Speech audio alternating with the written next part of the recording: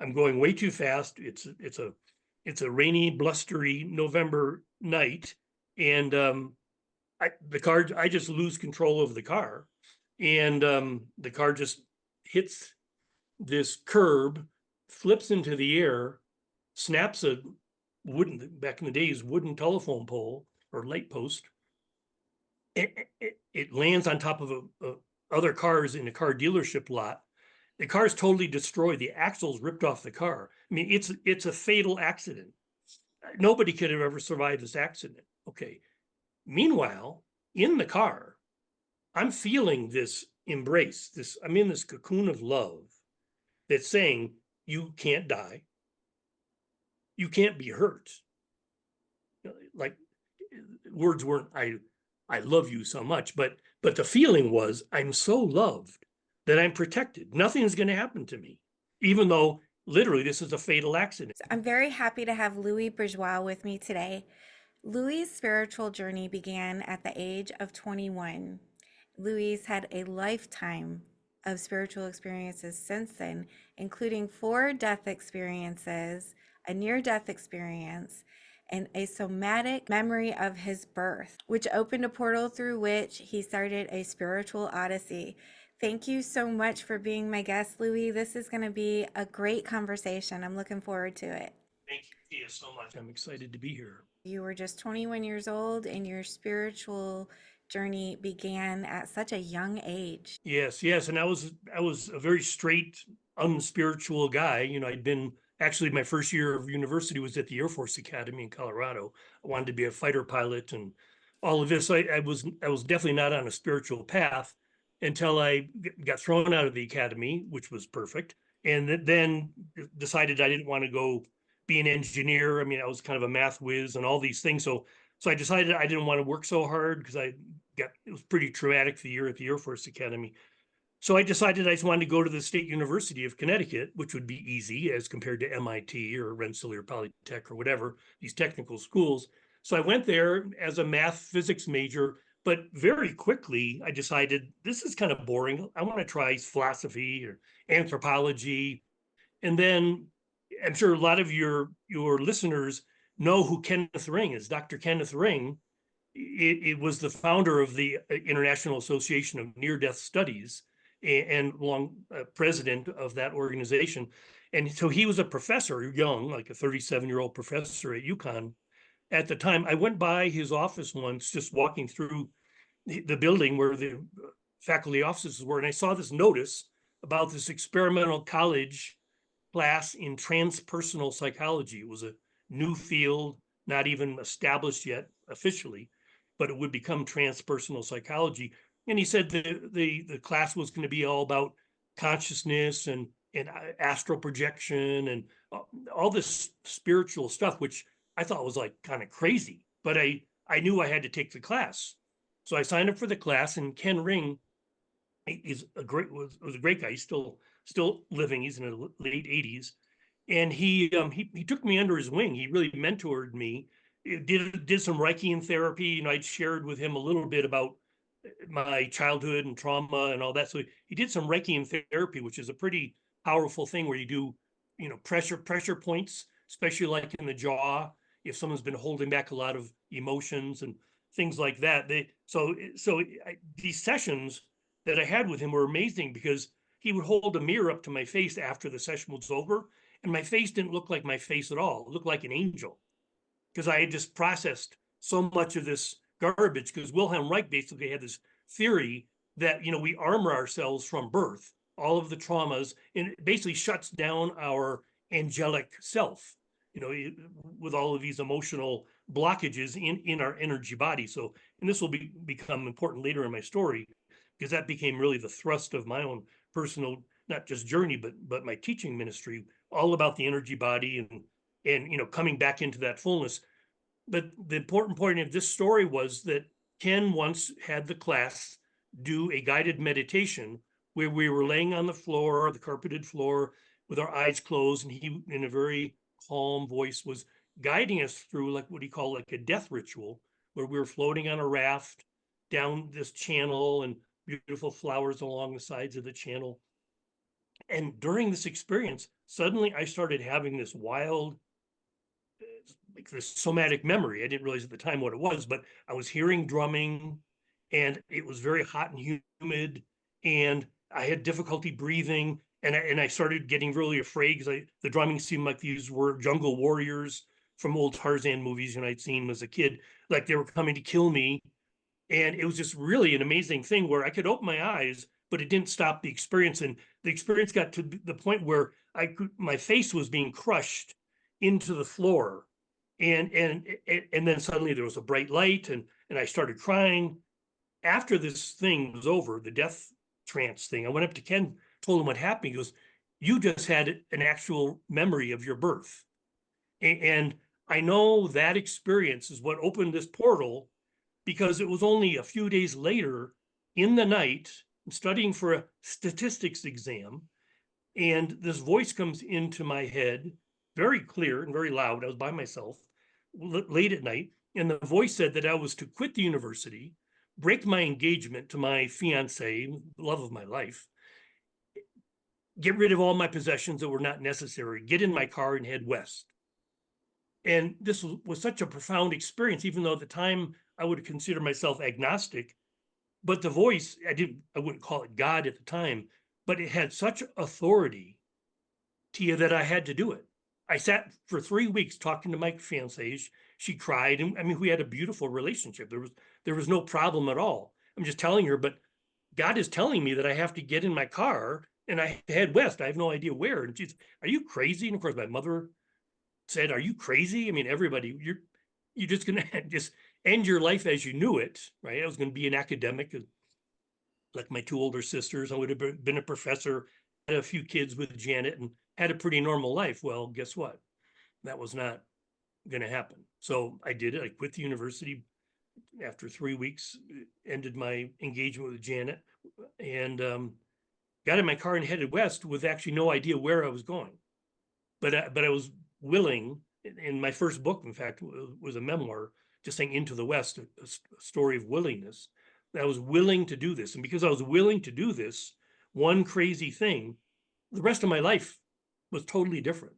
Ken Ring had told me about this little school in San Francisco called the California Institute of Asian Studies. Eventually got down to San Francisco, and I went to the school, and I said, "I think I'm supposed to matriculate and get a master's or PhD in this integral counseling and psychotherapy program." And she said, "Well, okay, well, you've graduated university, right?" And I said, "Well, actually, no, I didn't graduate. I left." She goes, "Well, this is a graduate school. You have to have a bachelor's degree first." So to make this piece of the story not too long, I had to go back to UConn. I had to go back and finish. I had taken incompletes in all my courses in that last semester. So I finished it, and I end up back in San Francisco now, fall of 1975. And I took first semester courses, and these are courses, again, like I'm saying, there was one, I think, called Conscious Dreaming, and another, just spirituality and Asian philosophy. It was the second semester, so now we're in the beginning of 1976. I was going to take this class in comparative Buddhist studies with this woman, Rina Sircar. And Rina Sircar is still living. If anybody wants to Google her, pretty amazing woman. She was considered by many people a saint, but that didn't mean anything to me. In fact, I thought a lot of the kids that were in this graduate school are goofy because they were wearing saffron robes and pretending to be Buddhist monks, or want to be Buddhist monks. And I'm not like that at all. I'm just still kind of a skeptic, but I'm interested. So that's why I was there. So just shortly after this class starts, maybe 2 or 3 weeks into the class, I have this crazy, not a dream, but like a vision. I was awake, laying in my bed, and I had this vision. I saw myself in this position, a room filled with light and a circle of people smiling. And I'm like a teacher. I'm like the guru, whatever. And I just kind of chuckled at that vision, and it had the name Oasis. And after I got up, I talked with one of my roommates, Sheldon, this fellow from Vermont. And he was all excited, like, wow, that's amazing. That would be so cool if that really happens. And we could start this ashram and you can be the guru and I can take care of all the alternative energy systems. And he was all excited and we had a good laugh. And then I totally forgot about it until I was in class with Rina that week. And she tells me as I'm leaving the class, she needs to see me in private.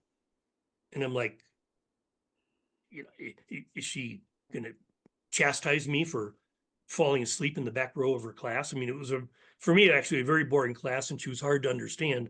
A very, very thick Indian accent. Actually, she was from Burma, but Asian accent. So she says, I'd like to see you in private. So I'm willing to go to her room in the Institute building. She had a little room on the top floor. So that Saturday morning, I show up at her room and I knock on the door. She opens the door and she immediately puts her fingers onto my like third eye, middle of my forehead, and this bolt of energy goes through me. It was amazing. I mean, it was like I was hit by lightning, but it felt like I was hit by the love of God, like infinite love. And I crumpled to the floor and she holds me like a baby. She's rocking me. And she tells me this crazy thing. She goes, I saw before in the class, the vision that you had about the oasis. Said you have the brow of David and your destiny is to be a great spiritual teacher.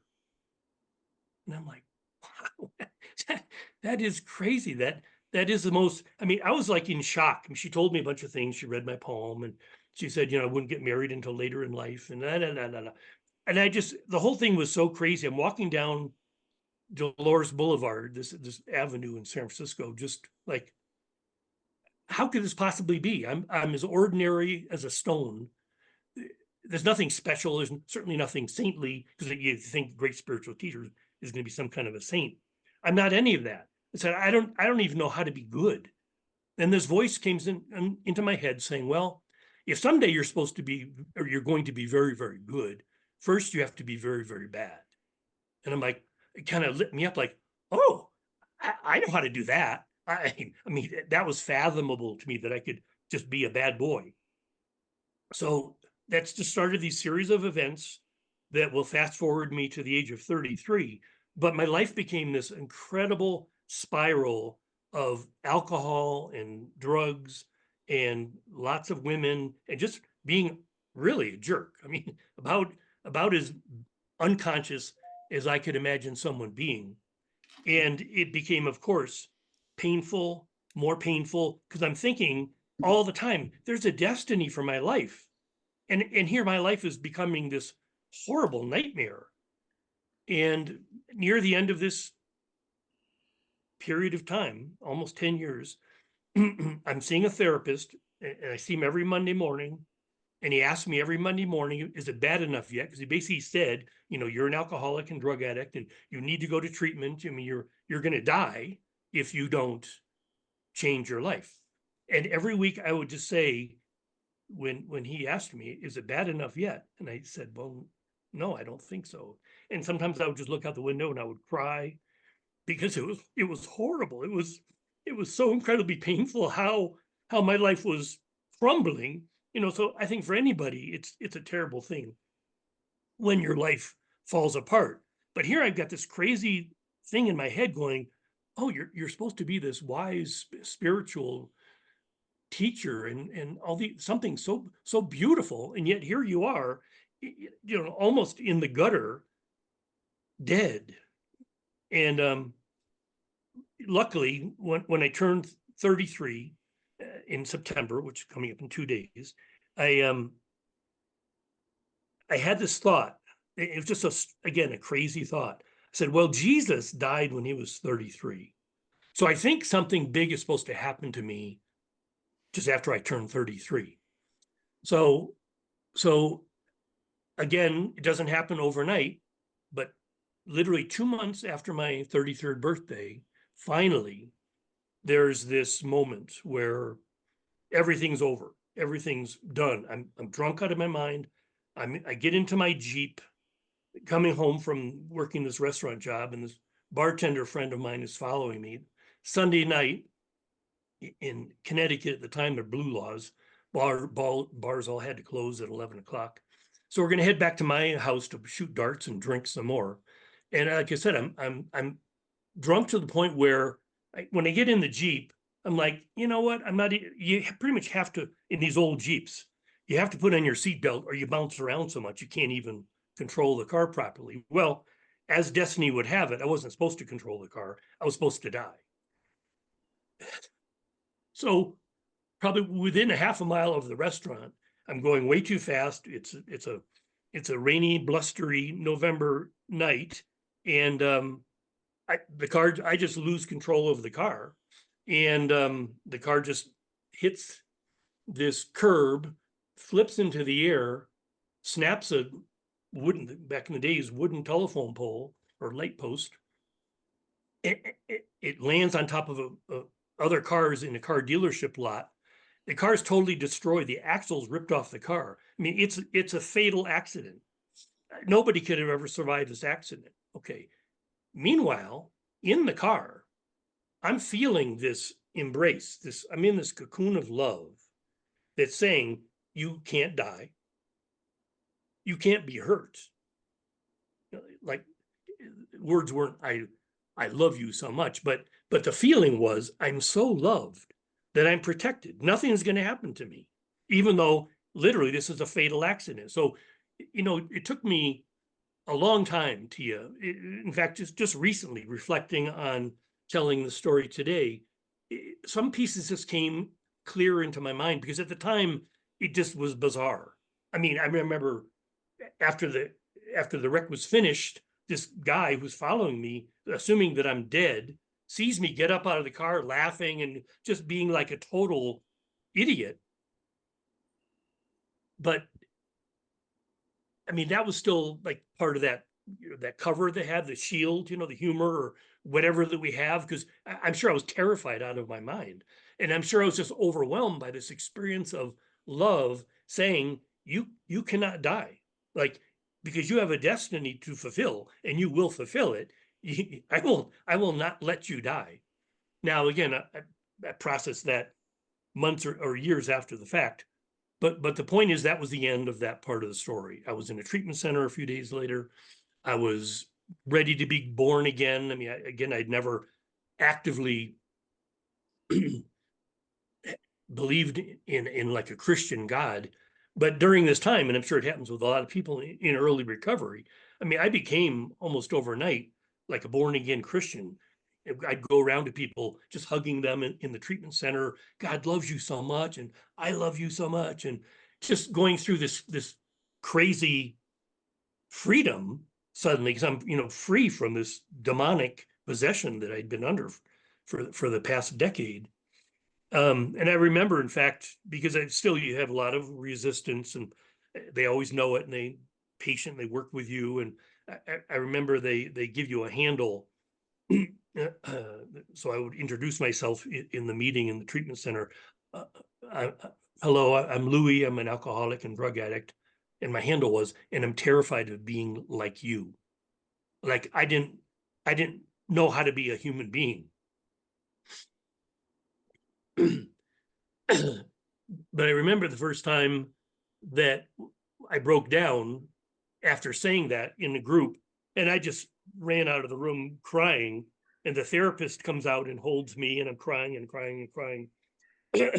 And after my tears finally subsided, I remember just getting her sweater totally soaking wet from my tears, my slobber, that she said, "What do you want to do?" And I said, "I want to go to my room and I want to pray." So I did just that. A roommate of mine there in the treatment center, they always put you with a more elderly patient in a month-long process. He had pointed out this prayer in the big book, the third step prayer. And of course, I'm Mr. like, prayer is not for me. I don't need that. I don't need to hold hands and sing Kumbaya. I used to think people were pretty sad that we're going to meetings and holding hands and that kind of thing. Well, anyway, suddenly I was ready to become more of a human being. And I went to my room and I got on my knees and I'm crying and I'm crying. And I say the third step prayer. I don't know if you're familiar with it. I'm sure a lot of your listeners are. It says, "God, my Father, I offer myself to thee to build with me and to do with me as thou wilt. Relieve me of the bondage of self, that I may better do thy will. take away my difficulties, that victory over them may bear witness to those I would help of thy power, thy love, and thy way of life. Amen. Amen. So Tia, from that moment on, I was just like a devout, God-loving, prayer chanting individual that was ready to reclaim a life, because wasn't like I had a life and then lost it. I mean, I realized by this time, now I'm in therapy, and I'd never had a life. My childhood was whatever. I mean, just very, very unhappy. So here I am now, 33 plus, almost 34, and I'm ready to actually become the human being that one day could do something good, could be helpful to others, could give something back to this very generous universe. And so that's a process that began and would go on for 3 years. I vowed, I didn't have a car any longer, of course, but I vowed never to drive a car. I just rode my bicycle. I quit everything. I quit not only the drinking and the drugs and all that, of course, but I quit smoking cigarettes. I quit drinking coffee. I was just ready to become now pure. And I kind of went a little too far the other way with that.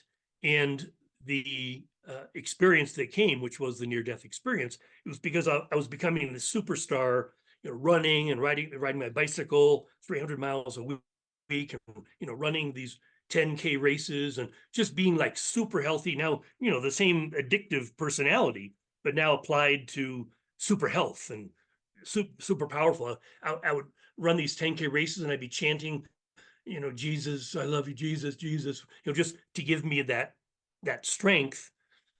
But because of that, I became so like obsessed that in running a race, the Falmouth Road Race in Falmouth, Massachusetts, early August, and I got really angry because a bunch of local people that just like to crash the race and wearing costumes and just having fun. They're drinking. It's a Sunday morning or something, but it's just like a local custom to crash this famous 7-mile race. Anyway, here I am with my water bottles in my hand. I'm going to have a personal best, and next thing I know, I'm in an ice bath, and they're like, "We're losing him," because I had heat stroke, and so they have to bring my temperature down because my brain is frying from heat stroke. And so they put you in an ice bath, put your body in, and as soon as someone says we're losing him because my blood pressure and my temperature is dropping too fast, I'm out of my body.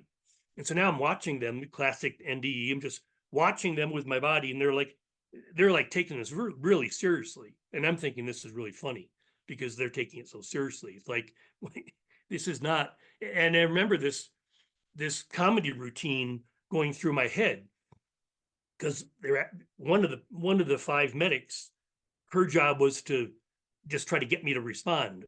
Are you there? Do you feel anything? Anyway, so now I'm gone. Okay. And I know enough about NDEs from some of my studies and Ken Ring and all that. So I'm like, hey, I want to go to the light. I want to get through the tunnel. So I start taking my consciousness away from the room and turning it toward the universe. And my ego stops me and goes, wait a minute. If you die, think about your mom. She's going to be really upset. Think about the 2 buddies that came with you to the race. They're going to be looking for you, and they find out, oh, he's dead. And think about the people that you're going to go visit the next day in Maine. It might take them a week or 2 weeks. Why didn't this guy show up? Then they find, oh, did you see the obituary? This guy died. He died in this room. And anyway, so the ego was trying to make me recognize the importance of not dying. Like there's a benefit in not dying, at least to your mother. And so I just agreed, okay, forget the tunnel. I can do that another time. Get back in your body. And so right away, this nurse is saying, can you feel anything? And she'd been sticking a rectal thermometer, where. And I say, yeah, my asshole hurts. And they all start laughing. Ah, he's back. So I was back. And like I say, it wasn't that dramatic an experience, not like the car crash a couple of years before that. But it was meaningful, if only I just kind of recognized that I have to take this seriously enough because I have this destiny, right? So it's like you can't really die for that reason, not because it's going to break your mother's heart, but because you have this destiny and you made a promise to God, the universe, that you would stick around, and they basically telling you, your angels or guides or whatever you want to call them, they're telling you it's not part of the program. You're not going to die. You can't die. So stop messing around. Stop being a jerk and running a road race and just being like an idiot. Calm down. Have a life. So that pretty much happened. I calmed down. I had a life. I went through not just the treatment, but I went through a 6-month halfway house program. I moved from where my halfway house was in Springfield, Massachusetts, to Amherst, Massachusetts. And I went there because there was near the end of my 6 months, and I was really devoted to my recovery. I was not going to relapse like so many people do. So I was really going to finish the 6 months and then move on and start building a life. So my counselor at the halfway house was asking me as I was getting into my last month, so what are you going to do? You got to lining up a job, where are you going to live? And I said to Maurice, I said, not really sure, but there's this expo, this whole health expo coming to Springfield next weekend. And I know that I'm going to find the next step there. Sure enough, I went to the thing Saturday. I found out there's a whole bunch of people that just north of Springfield, Northampton, Amherst, this area, that really spiritual and all kinds of really cool things. So I think that's where I'm supposed to go. The second day I went back in the morning, Sunday morning, this woman, Claire Ludlow, was giving this talk about A Course in Miracles. And within a few minutes of her talk, I'm like, wow, that's it. I'm moving to Amherst to study A Course in Miracles with Claire Ludlow. So Tia, this is how once I got all the garbage out of my way, this is how my life started to operate, that every step of the way, guidance would be very clear and it would just become so obvious. And when I started studying with Claire, I mean, right away, she saw I was really, really a devoted student. She invited me, in fact, to help her. She was doing a Course in Miracles sort of adaptation in a prison in Northampton, Mass. And so I started being her assistant in this prison group. And that was amazing because, basic teaching of A Course in Miracles is that teaching is just an accelerated form of learning. So by helping teach, it just accelerated my process. And in fact, I had initially with Claire, I shared with her, she's a therapist as well as a spiritual teacher. And I said, Claire, I'm just kind of having a problem with this Course in Miracles being Jesus. Does it really have to be Jesus? And he goes, well, a lot of people have that problem. I'd recommend you do a few nights of like lucid dreaming where you tell yourself to dream about your biological family. Like maybe that's the root of your problem with Jesus. And so I don't know if this makes the story too long, but I had an incredible dream on the third of these nights where I was in San Francisco, like walking down the street after having that destiny read to me by Rina Sircar. So now in my dream, I'm walking down after having this crazy thing about my destiny. And suddenly there's an earthquake in San Francisco. I lived there for 5 years. It's a relatively common thing, but this was a pretty dramatic earthquake. And one of the things that happens in an earthquake is the dogs stop barking, the birds stop tweeting, it gets totally quiet, and then things start to shake. So in the dream, that starts to happen. Everything starts to shake, buildings are crumbling and all that. All of a sudden, the sedan pulls up in front of me, and the back door opens, and there's my family, my dad driving, my mother in her seat, my little sister between the two of them, my other two sisters in the back seat. There's my spot. It's like, get in, get in, get in. And I realized I'm not getting in this car. Are you kidding? I'd rather stay in the earthquake than go back with you guys. And so it was a very telling dream because not only did I deny my biological plan, but as soon as I did, this rope ladder falls in front of my face. And without hesitation, I just grab onto the ladder and this helicopter lifts me off the ground. I get in the helicopter, there's a big thump, and it's this beautiful red line, like a red velvet lined room, which really is symbolic of the womb. And so I'm in this room, it's totally quiet, but the thump, thump, thump, thump, thump of the helicopter rotor, but it's like, mom, the heartbeat. Okay, so this is like the rebirthing. Okay, so I had that experience before where I remembered this birth. Now I'm choosing a different birth, right? I'm not going back with my clan. I'm in this helicopter. There's one seat, and no one's saying a word. It's totally quiet. Everyone's smiling. It's beautiful. they say, no, they don't, they just point. No, you don't sit here. You're supposed to go to the cockpit. So I go to the cockpit. Of course, the co-pilot seat's empty. The pilot gestures, sit down, and I'm looking down below and seeing through. And all of a sudden his voice, the pilot says, so what airport do you fly out of? And I go, huh? What? What airport do you fly out of? And then I realize he's assuming I'm a pilot like him. I say, well, I'm not a pilot. And he just looks at me, and it's Jesus. And he's just telling me, I'm not asking you, I'm telling you, you're every much the pilot that I am.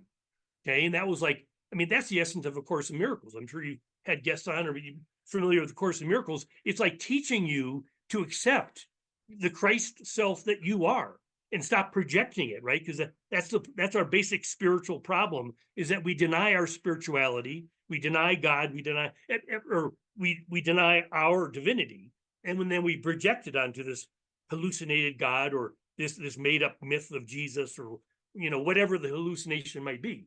And those hallucinations are valuable, whether they're angels or guides or Jesus or Buddha or whatever. But in the end, and any master teacher will teach the student that the whole purpose of the spiritual path is to eventually claim your divinity, to recognize that authority is you, right? So what I'll realize eventually in my story is that the voice that I heard telling me to get in the car and head west was actually my own higher self that knew what, because my higher self is sitting here right now. I mean, I'm more or less the higher self. I call that higher self Sun King. So Sun King's telling the story about Louis, who was Buzzy, who became Louis, who eventually became something else, because the identification with being a child, powerless, or being an adult with very limited power, I mean, that's the story that needs to be undone. And then the true story arises, which is called the Christ, call it whatever, but it's again your spiritual nature. So I'm getting near the end of this developmental journey, in that the one little bit of hubris, and I don't know if you're familiar with the word hubris, but it means a part of your humanity that thinks like I'm pretty special, or I'm whatever. It's just like sort of a false sense of confidence or arrogance. And I had to cut through that. One of the great teachers, Choyam Trungpa, one of his great books is Cutting Through Spiritual Materialism. And so what's happening with me along the way, I became quite masterful with A Course in Miracles.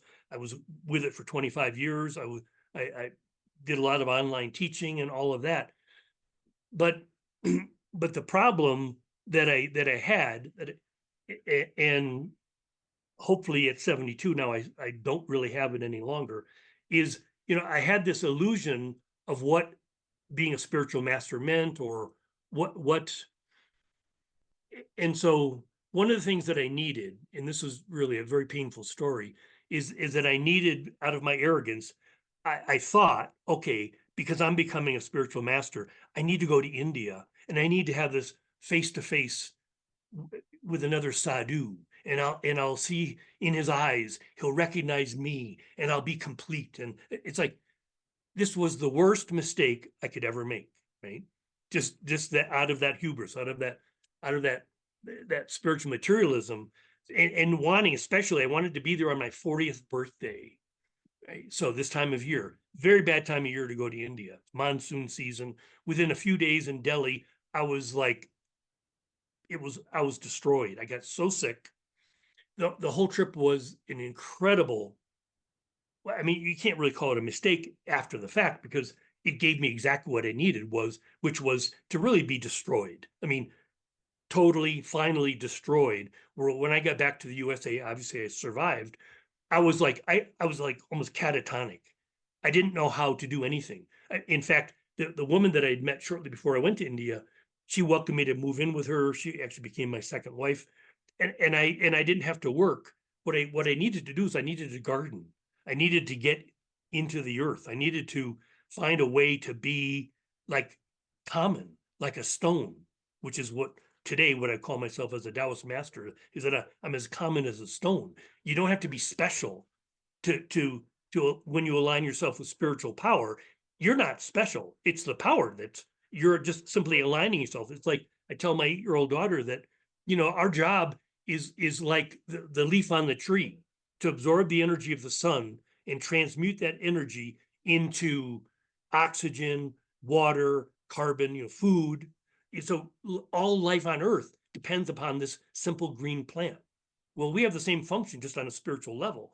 Our function is to empty ourselves of any interference patterns, so we can receive this spiritual energy from God, from the universe, like Eckhart Tolle called the unmanifested, which wants to manifest in my world. How is it going to manifest? Through me. It's the only way it can manifest in my world is through me. So this is the whole point, is to become nothing, to become absolutely empty. So the India trip destroyed me. So the story that I'll tell has to do with being so sick. And I think because I had the heat stroke a few years earlier, now I'm 40, and like the mechanism in the brain that controls temperature breaks, like when you have heat stroke, and you're always going to be susceptible to heat stroke again, or high temperatures. But it doesn't seem to kill you, because somehow your brain's adapted. So here I have 107-degree fever for 3 days. I mean, I'm like horribly sick. And like I say, it ruined the trip. My poor travel partner, she had to nurse me. And then I recuperated enough to get out of India. And I got back to the heartland of Minnesota, USA, where I would hunker down and just realize, right, I'm starting at ground zero again. It's kind of like going through treatment center. I was pretty much at ground zero there, but now this is a deeper ground zero, because like I can't even fathom how you live in this world as a human. So it's kind of like maybe someone has a serious stroke and they have to relearn how to speak, or relearn how to walk, or whatever. So that's kind of the way it was. But the main thing it did to me is my sadhu experience, which happened after 3 days on my deathbed, was 2 monkeys coming down across the lines and down. We're staying in a hotel that had no door, no windows, just open spaces. So the monkeys come down. One of them runs into the room, steals my little bananas that my friend had gotten for me to eat something finally, because we were going to move on from Hardwar to Rishikesh. And so the monkeys stole my bananas. They're sitting there on the balcony eating the bananas. And then one of them just gives me this look, and then just makes this big monkey shit right in front of me. And so that was like this thing for me to go, okay, this is like the sadhu saying, you're nothing. Who the hell do you think you are? You're nothing. You're lower than monkey shit. So that's like I'm saying, I go back to Minnesota. I'm like, oh my God, it's going to take me a long time to recover. And it actually took me 18 years to really be ready to even consider leaving Minnesota, let alone leaving the country. But part of the not the problem, but part of the guidance was, and always that would come through at certain times very clearly, was I had to get out of USA. For some reason, when I saw 9/11, when I saw the second plane go into the tower, I just knew my guidance said, you can't stay here. You can't do for what you're called to do. You can't do it here. Like there's too many interference patterns for you, Louis, in the USA. So I just knew I had to leave. I didn't know where. It's kind of like that first guidance. You'd leave in Connecticut, end up in San Francisco to see Rina. I just knew that I had to leave USA, but it meant I had to leave my marriage, which that wasn't a problem. It was like I'm sure a lot of people who are really on the path, they'll never take too seriously any situation like being a homeowner or a marriage or a career or something. They'll just see that as like a secondary or tertiary part of your life. I mean, I still have a lot of gratitude for my second wife, just like my first wife, which was a very short California experience. But these things you can value as being very meaningful and helpful to you on your way. But still, usually when you have the level of awakening that I received very young, way before I can handle it, but that level of awakening is showing you that you can't ever deny the universe ever again. You have to be willing to follow the guidance, no matter what. It doesn't matter what other people think of you. I mean, I've never had a whole lot of friends. It's like most people don't really understand me because I have a different motivation for living, right? I mean, it's only now, tell that story just a little bit later, but but it's totally different now. It's not like many people have their relationships in the world as a way to get their needs met. If you're true to your path and you get to a place of sort of infinite abundance that you're getting from just simply from your spiritual connection or from nature, let's say, that you see now your relationships as like just a bonus, just a beautiful, lovely bonus in your life, not something that you need, not something that you necessarily even wanted, but it's a lovely bonus. Like the universe is saying, "Oh, here, just have have a cookie here." But it's not the thing that, how do I describe it? I mean, there's something special about Amelie. That's why I said before, I'd love to have you meet her some other time, but can't be on the YouTube video. But I mean, she's remarkable evidence of my devotion to my journey. Because I've got to tell you one more piece of the story. There's two more little pieces. Okay, so the one piece was when I was still back in Amherst. No, I'm sorry. I'm living now. My first experience in 1989 in Minnesota. My little sister committed suicide, and she and I had been very close. And so actually, I helped my mom through the process because my sister was not fully dead. She hanged herself, but she was resuscitated, or I shouldn't say resuscitated. She was interfered with, so she was in a coma, and it was a vegetative coma from which most medical people agreed she would never recover from. And so I helped my mom process that, and then guided her and supported her in pulling the life support. And the thing that was so meaningful for me at the time, so at this point I'm 38 years old, and it was the first time that I'm given this opportunity to kind of just see how my progress is going, because I knew right away I had to give my sister's eulogy, and I knew that experience of standing up in front of the sea of people that represented the family and the past and the hometown and all of that, it would be the first opportunity for me to sort of practice what Jesus was teaching me about. You got to speak the truth. You got to speak the truth, even if it's very unpopular. So I remember getting up there, and I couldn't remember really the details of what he said, but the theme was, this is a celebration. I mean, her freedom is something to celebrate, because she clearly was not having a good time in this body, in this world. And so, the opinion that I have in general of suicides is that probably there's a really good reason for that. And since death isn't anything of any consequence, really, what's the problem? I mean, the whole stigma that so many people have, especially religious people, have around suicide. Like my wife is Catholic, and they would say that, well, suicide can't get to heaven, and it's like, well, I mean, I don't believe any of that. I don't think that puts a curse on someone. In fact, the point of the story is that when, in the current situation I'm in, I've been here now 10 years in Ecuador. I anyway, I met a woman here, a local woman, and she became my employee for a while, and we became friendly. And she turned to me one day, just asked me a strange question. She said, "Would you consider helping me make a baby?" And we were not romantic partners. We were not having sex. It was just like, she was saying, because I think for her, she was 37 years old, and kind of like in her culture, if she's unmarried without a child, it kind of sucks. You're kind of like a low-class citizen, even in your own family. So she asked me that question, and this is again one of those things where the universe said, yes, of course. I mean, you're getting a gift here, even if you don't see it yet. And so the point was, being 37, it's kind of a code here that women always have cesarean if they're like over a certain age. So anyway, she has a cesarean. So the nurse asked me if I would hold Amelie while they were sewing up mom. So I'm holding this little infant that just looked kind of like at first, when she first came out, she looked like a bulldog. But now her radiance is starting to show through. Her features are softening, and I could just see this angelic look in her eyes, because she's wide awake.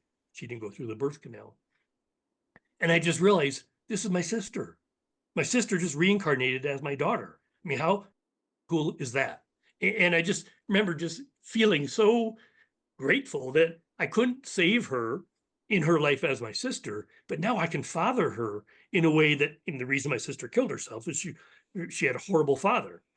Now I get to give her that fathering. And it was just like this wonderful miracle where it's like, wow, when you do the difficult work that sometimes it takes, and my journey was certainly quite challenging, a lot of it self-inflicted, but anyway, going through all those hurdles, getting to a point where the universe says, here's your gift, here's your bonus. You get to do this. You get to be a father to this beautiful little soul.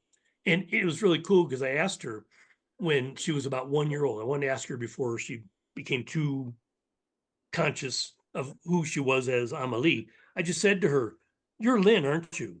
She had never even heard the word. She goes, "Yes." So I knew she was confirming that she was my little sister, now my daughter. So the last little story I just want to share, because it's just like this little addendum, was when I was first working here on this property, we found this paradise. I mean, all my life, my thought was, well, someday I have to have this beautiful oasis. I have to, like, it'll be a teaching center, it could be a community, it could be whatever. For the past, since I left Minnesota, the goal was to find the place. So first I looked some places in USA and Sarasota, Florida, Asheville, North Carolina, a few other spots. Nothing. I got to get out of USA. Then it was Costa Rica, then Colombia, finally Peru and Ecuador. And this was the spot. And I talk more about that another time. If anybody's interested, why, one of the 50 different reasons why I chose Ecuador. But so I'm working with some volunteers, 2019, the first year that we're on the property here. And I'm up on a high ladder about 20 feet off the ground with a chainsaw and working on a tree branch. And I realized that this other tree that's leaning against the branch, when a branch goes, that tree is going to hit me and knock me off the ladder. So here, I've had all this experience with near death before, and I'm just totally aware that yes, that's true, but I don't stop. It's like, okay, the tree's going to come hit me, knock me off the ladder, and maybe I'll be dead. But at some level, I know I won't be dead because that's not allowed. So sure enough, that's what happens. It knocks me off. The three volunteers are watching this man, 66 years old, flying through the air, throwing the chainsaw away from me so the chainsaw doesn't cut me in half. And then I land on a pile of rocks, and I break every bone in my back, I'm sure. I mean, just I hear all the bones break. It was like a terrible crash, landing on my head and my back on a pile of rocks by the creek. So I'm laying there going, wow, isn't this ironic? I've come so far and I found the perfect paradise. I've got the perfect daughter. I've got the perfect life. And now, now ironically, okay, I'm not dead because I'm thinking I'm not dead, but I'm sure I'm paralyzed. I mean, it's sort of like I screwed the pooch, as they say. And I just kind of laughing to myself a little bit, even though I was in great physical pain, but just laughing at the irony of the whole thing. Well, as it turns out, like I said before, my guiding angels always confirmed you can't die and you can't even really hurt yourself. So these broken bones somehow are going to magically unbreak. There's going to be this miraculous healing, which by the time my wife took me to the hospital, and they were kind of annoyed that a gringo would come to this free hospital for the poor people, because I don't have medical insurance and I just don't believe in hospitals. Or I mean, I just pretty much let my wife take me because I was in such horrible pain that I guess I was willing to let her drive me to the hospital, simply just to get some tests to find out how badly was my body broken.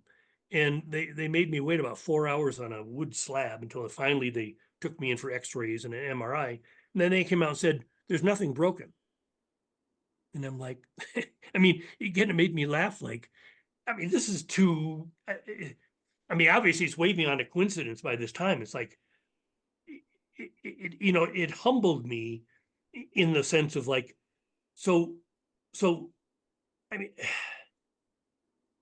this is my initiation process. I mean, I really think now, having time to reflect back on all these experiences, that the basic teaching that was being very slow to receive was You're not in charge.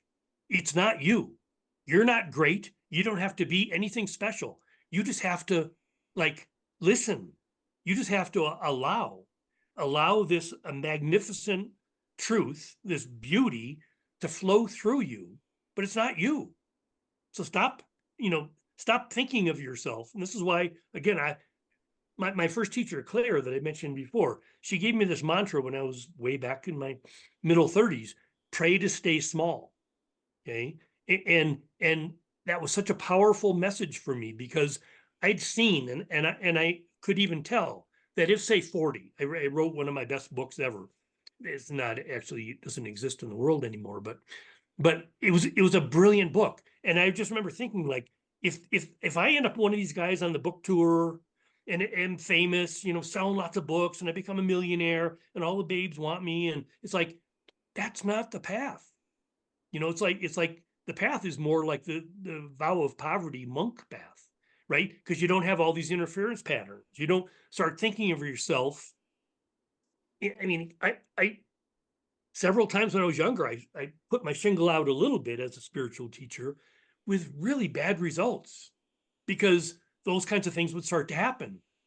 People would start to think of me as somebody special, and it's just a very, very, it's like there's a movie made, actually remade with Bill Murray, but called The Razor's Edge. And these Tibetan monks are basically saying, this path is like walking the razor's edge. Like you have to be so, I wouldn't use the word careful, but it gets like mindful, so conscious to realize the dangers that exist. And they exist more in your successes than in your failures.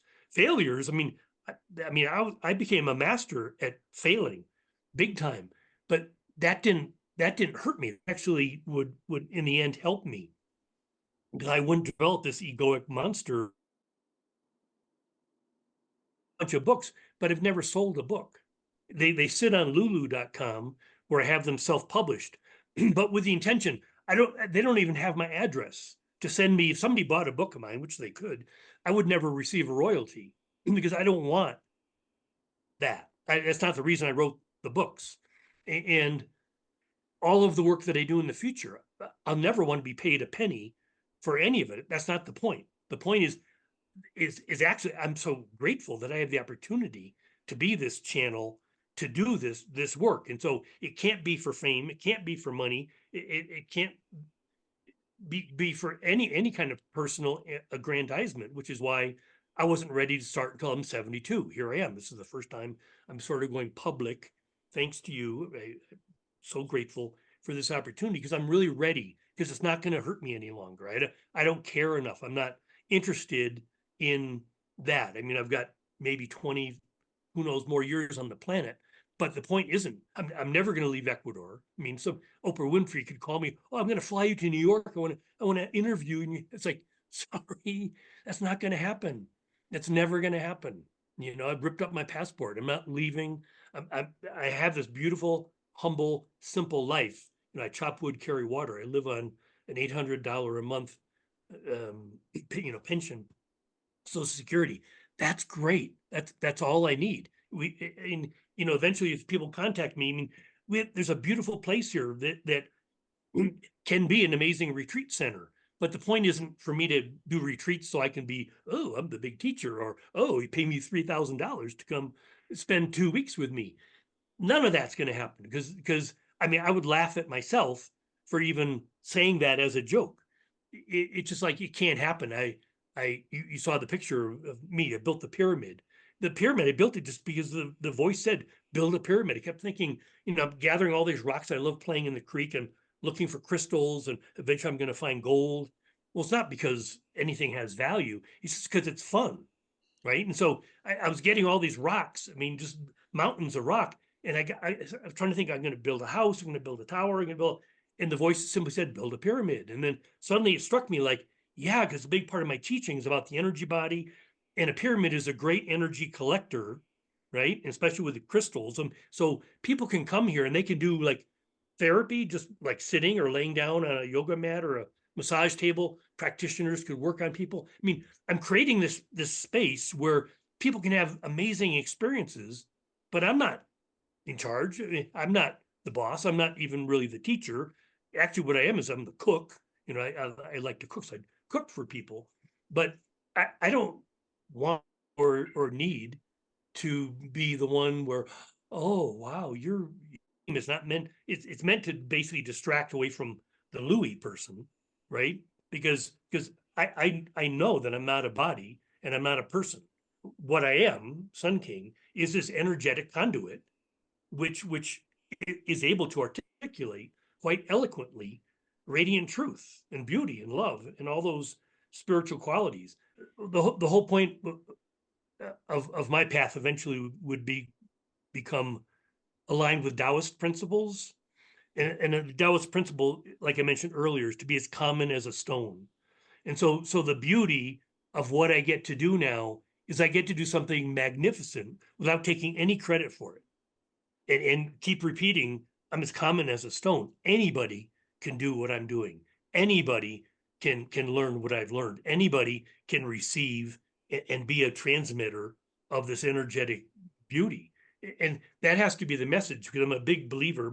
What I teach is just the evolution of consciousness, which certainly happens within a lifetime, but also as a species, we're evolving. And this is something where I hope some of your listeners would have interest is being part of that, birthing a new earth, being part of this new species that Carolyn Mace called Homo spiritus. I like the term Homo globulus, but actually becoming a different type of human being, that we're no longer Homo erectus, where all you think about is survival and it's all about the body, or Homo sapien, which is all about the ego. I'm so smart, I'm so powerful, I'm so good. I. This Homo globulus is like everything is about energy. Everything that we're doing, everything that we're enjoying is about energy. And you see more and more, it's becoming more mainstream for people to be thinking about the universe as energetic. We actually get to participate in the world in a very different way, where we're not any longer looking at the world as a place for getting from. Okay, so this is the basic definition of forgiveness in my teaching, is that our relationships are not a place to get from. It's an opportunity to give. Everything is an opportunity to give. Every day is this template in which we get to give, we get to express. And I know from my experience and lots of people that I've talked with, that they know they're happiest when they're highly creative. When you're giving your creative expression, you feel good. You feel really happy. So, we're able to vibrate at a place that at minimum, Eckhart Tolle said, acceptance, appreciation, and enthusiasm. But I would say that you very much start at gratitude and kind of live in enthusiasm or bliss, if you're living that, if that's the purpose of your life, is simply to express, to give, to channel this energetic truth. So yeah, it's so fun to you that what many people think is very complex and very special, and lots of teachers like to think, oh, I've got a unique thing, and my technique is special, and you got to you got to go through training with me for years or pay a lot of money for this. They're all mistaken. They're just magic. They're just operating at the level of the archetype of magician. Oh, I've got some special magic and I'll teach you the special magic. So, again, that's adolescent, right? When you get into the mature spirituality, it's like everything is freely abundant. People like Tesla, back when he did all his work with energy, and there were people that have known throughout time about this infinite abundance of the universe, and that everyone can have maximal health. Everyone can have maximal ease in their life. And so, we've just come through a weird period of a few hundred years where people got programmed, conditioned to think life is work, life is suffering, life is sacrifice, life is this, life is that. It's like those days are over for me. And I welcome anybody that's interested to contact me, and I'll do video chats with anybody's, one-on-one.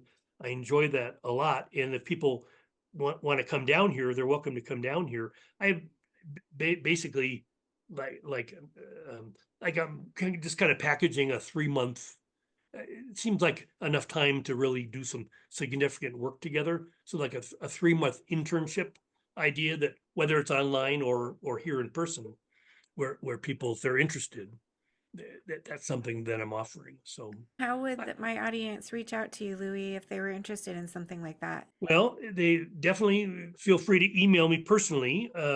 Go to one of my Facebook pages, and you could obviously send me a messenger message through Facebook. And what was the other thing? Oh, then the YouTube channel that you mentioned before. If they put in my name, Louis Bourgeois Oasis, they'll go to my channel, and there's quite a few videos that I recorded, not very professionally, 3 years ago, but I think they're worthwhile. Maybe eventually, if someone comes down, I'm looking for people that have some techie knowledge. I'm very not techie at all. So I've got a great studio that I'm still waiting to use. It's like a soundproof studio, and I bought some really cool equipment, but I don't know how to use any of it. So I'm still using an iPad because I don't know how to set up my camera. We've got a $300 microphone, and I just want to set up something that is user friendly, not just for me, but for other people that come here. But that, I think, is really important, especially if people are kind of the opinion that things are getting strange. And I think, in my vision, one of the things that came to me as a result of the time that I spent, it's one thing I wanted to mention before we finished, was that the death experience. One of the things that death offers us is a portal into eternity. Right? We leave the space-time world and we go into eternity. Well, what happened to me early, like that car crash? I mean, I always kind of thought it was like a 10-second event and then it was over. But years later, I could look back, go, during that 10 seconds, I was in eternity, and infinite things could have been happening. I mean, you could be like in eternity for 3 years and then come back into the body. And in the space time world, you were only gone for 10 seconds. And I'm sure lots of people that share with you their NDEs talk about that. They go into a timeless realm, and it's like they were maybe only there for a minute, but it seemed like 5 years because they're gaining so much knowledge. I mean, everything can happen in this timeless realm because it doesn't take any time. Well, this has been really just beautiful, amazing experience here, right? This was a spiritual odyssey that kind of spanned your entire life almost. And so many things happened to you. Do you feel like a lot of the struggles that we experience in our lifetimes is because we don't listen to our guides or our higher self, our guidance? Well, I would say two things, Tia. That yes, the struggle, the pain, the suffering is definitely dealing with our interference patterns, because the guidance is saying, like, you could come right now. But just like many people that have the experiences of near death and come back into the world, there's a purpose. There's a purpose for the suffering, that we eventually learn something. And the thing you want to learn, that Jesus knew very well, is that in reality, when we experience something that feels like suffering, we're actually breaking through. It's actually a positive experience. So I've always said to people, even like any disappointment is a pointer toward the truth. So you're and I've had more than my share of human suffering. And that's the reason why at 72, I can say, I'm free.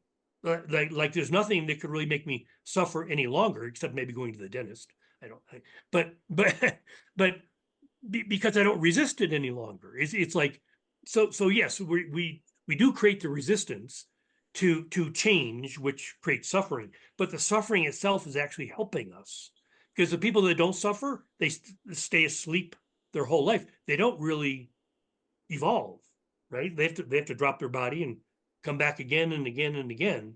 So one of the things you probably notice, I think I've heard a couple of your interviewees say, is that when you really get into a deep level of sort of accelerated evolution, you realize that you don't have to come back anymore. Like, you're done. Like, that, and that's something that was pretty much shown to me early on. This easily could be my last lifetime as a human, because there's no reason. to come back anymore. There's places where we can play, but one of the things that I learned early on is that it never interested me directly in ascension, just getting out of here, because I really believed that creating heaven on earth was really our evolutionary imperative, that we should want to complete that process here before we leave. Like, it would be really cool, wouldn't it, to take a world that looks like a big mess and turn it into something incredibly beautiful before moving on to the etheric levels and all the other places where it's pretty fun to hang out. So that's what I would tell anybody, that, don't be like too much in a hurry to end this human, what might appear to be drama, because I really think it's meant to have a happy ending. My life will have a happy ending, and I hope our collective life has a happy ending. I think you're right. You're onto something there. And I love that. There's going to be a happy ending. And the suffering is to help wake us up. You're right. Mhm. If you had one message that you wanted to leave with the audience today, what would it be, Louis?